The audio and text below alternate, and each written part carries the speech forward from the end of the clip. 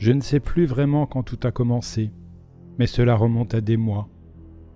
Il régnait une tension générale terrible. À cette période de bouleversements politiques et sociaux s'ajouta un pressentiment étrange et troublant, l'appréhension de quelque horrible danger physique. Un danger généralisé, global, un danger tel qu'on ne peut le concevoir que dans les fantasmes nocturnes les plus effroyables. Je revois les gens aller et venir, le visage blême et soucieux, chuchotant avertissements et prophéties que nul n'aurait osé répéter consciemment, ni même admettre en son fort intérieur qu'il les avait entendus. Le pays était envahi par un insoutenable sentiment de culpabilité, et des abysses interstellaires soufflaient des vents glaciaux qui faisaient frissonner les hommes lorsqu'ils étaient seuls dans le noir. Le cycle des saisons connut un changement démoniaque. Les chaleurs automnales s'éternisèrent atrocement, et tout un chacun sentait que le monde, peut-être, était passé des mains de Dieu ou de forces connues à celles de Dieu ou de forces inconnues. C'est alors que Nyarlathotep vint d'Égypte. Qui il était, nul ne le savait, mais il portait en lui le sang des antiques Égyptiens et ressemblait à un pharaon. Sans savoir pourquoi, les fellahs s'agenouillaient en le voyant. Il se disait surgi de 27 siècles de ténèbres et affirmait avoir perçu des messages provenant de lieux extérieurs à cette planète. Nyarlathotep, mince, sinistre, le teint cuivré, gagna les pays civilisés. Sans cesse, il achetait d'étranges instruments de verre et de métal qu'il combinait de manière à obtenir d'autres instruments plus étranges encore.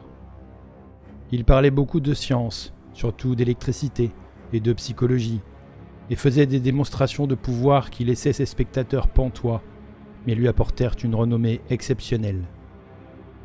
Non sans frissonner, les gens se conseillaient d'aller le voir, et partout où Nyarlathotep se rendait, il n'y avait plus de repos, car les hurlements de cauchemar déchiraient les petites heures de la nuit. Les cris de ce genre n'avaient encore jamais constitué un tel problème. Les savants auraient presque souhaité pouvoir interdire le sommeil à ces heures-là, afin que ne soit plus dérangée de si horrible manière la lune pâle et méprisante qui brillait sur les eaux vertes, glissant indolemment sous les ponts et sur les vieux clochers, croulant sous un ciel blafard. Je me rappelle le jour où Nyarlathotep vint dans ma ville. Cette grande cité, vieille et terrible, théâtre de crimes innombrables. Un ami m'avait parlé de lui, de ses révélations infiniment fascinantes et séduisantes, si bien que je brûlais d'explorer ses mystères les plus secrets. Mon ami affirmait qu'ils étaient plus abominables, plus impressionnants que les produits les plus délirants de mon imagination. Il affirmait que les visions projetées sur les écrans des salles plongées dans l'obscurité annonçaient des choses que seul Nyarlathotep aurait osé prédire et que, dans le crachotement de ces étincelles, il prenait aux hommes ce qui ne leur avait jamais été pris, et que cela se lisait uniquement dans leurs regards. À l'étranger, on racontait par ailleurs que ceux qui connaissaient Nyarlathotep voyaient des choses que les autres ne voyaient pas. C'est au cours de cet automne brûlant qu'un soir, avec les foules surexcitées, j'allais voir Nyarlathotep. Dans l'étuve du dehors, je traversais la nuit, montais d'innombrables escaliers et pénétrais dans une pièce suffocante. Là, projeté sur l'écran, je vis de sombres silhouettes encapuchonnées parmi des ruines et des visages jaunes et mauvais apparaître derrière des monuments effondrés pour jeter des coups d'œil scrutateurs. Et je vis le monde lutter contre les ténèbres, combattre les vagues destructrices venues du tréfonds de l'espace, des tourbillons, des bouillonnements, une bataille livrée autour d'un soleil à l'éclat de plus en plus faible et froid. Les étincelles entamèrent alors un balai étonnant autour de la tête des spectateurs, et les cheveux se dressèrent, cependant que des silhouettes d'un grotesque indicible venaient se tapir sur les crânes. Et lorsque, fort de ma nature plus froide et scientifique que les autres, j'osais protester, quoique en marmonnant d'une voix tremblante, qu'il s'agissait d'une imposture à base d'électricité statique, Nyarlathotep nous chassa tous. Nous dévalâmes l'escalier vertigineux pour regagner les rues désertes, chaudes et moites, en plein milieu de la nuit. Je hurlais à qui voulait m'entendre que je n'avais pas peur, que je n'aurais jamais peur, et d'autres hurlèrent avec moi pour se rassurer. Nous nous jurâmes que la ville n'avait pas du tout changé, qu'elle était toujours vivante, et lorsque les éclairages commencèrent à faiblir, nous accusâmes la compagnie d'électricité et la maudîmes à qui mieux, tout en riant des drôles de têtes que nous faisions.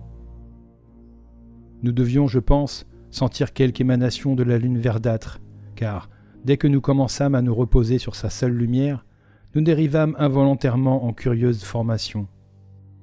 Nous avions le sentiment de savoir où nous allions, sans pour autant oser penser à la destination. À un moment, contemplant la chaussée, nous remarquâmes que les pavés, délogés par l'herbe, étaient branlants et qu'il ne subsistait guère qu'une ligne de métal rouillé, là où passaient habituellement les tramways. Nous vîmes d'ailleurs un wagon solitaire, sans fenêtre, décrépit et presque renversé sur le flanc. Regardant autour de nous, nous ne vîmes pas la troisième tour près du fleuve. La silhouette de la deuxième, quant à elle, était déchiquetée en son sommet. Nous nous séparâmes alors en minces colonnes, dont chacune sembla attirer dans une direction différente. L'une disparut dans une étroite ruelle sur la gauche, en ne laissant derrière elle que l'écho d'un atroce gémissement. Une autre s'engouffra dans une bouche de métro envahie d'herbe, en poussant des hurlements de rire déments. Ma colonne fut entraînée vers la rase campagne et ressentit un froid étranger à cet automne brûlant, car en entrant sur la lande sombre, nous vîmes autour de nous la lune infernale se refléter sur des neiges maléfiques, des neiges vierges, inexplicables, formant une traînée coupée par un gouffre que ses parois scintillantes faisaient paraître plus noires encore. La colonne semblait bien maigre lorsque, rêveuse, elle entra dans la faille d'un pas traînant. Je me laissai distancer, car je trouvais effrayante cette crevasse noire dans la neige verdie par la lune, d'autant que j'avais cru entendre au loin une inquiétante lamentation lorsque mes compagnons avaient disparu. Mais je ne pus résister longtemps. Comme en réponse au signal de ceux qui m'avaient précédé, je flottais à demi, tremblant de peur entre les congères titanesques, et entrais dans le vortex aveugle de l'inimaginable. Étais-je conscient à en hurler? Délirais-je en silence? Seuls les dieux anciens pourraient le dire. Une ombre sensée, écœurée, se tordant dans des mains qui ne sont pas des mains, et tourbillonnant aveuglément au milieu des épouvantables abysses d'une création pourrissante. Des cadavres de monde dont les villes sont les plaies, des vents de charniers qui soufflent sur les étoiles blafardes et en diminuent l'éclat. Au-delà des mondes, les fantômes vagues de choses monstrueuses sous l'espace, les colonnes entreaperçues de temples païens juchés au sommet de rochers sans nom et dressés vers des vides étourdissants au-dessus des sphères de la lumière et de l'obscurité. Et à travers le révoltant cimetière de l'univers montent depuis des salles sombres et inconcevables, situées au-delà du temps, les battements de tambours sourds à vous rendre fous, et la complainte fluette et monotone de flûtes blasphématoires, les rythmes et mélodies détestables sur lesquels dansent, lentement, maladroitement, absurdement, les noirs et gigantesques dieux ultimes, gargouilles aveugles, muettes et ineptes, dont Nyarlathotep est l'âme.